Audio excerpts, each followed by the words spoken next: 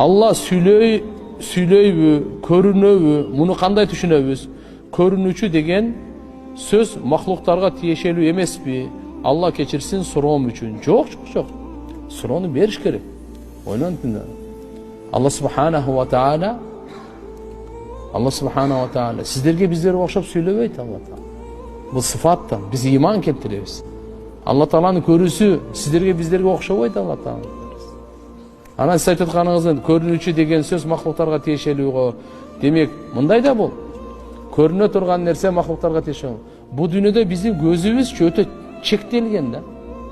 Ушул жерде отурасызбы, дуалдын аркасын көрөсүзбү? Көрбөйсүз.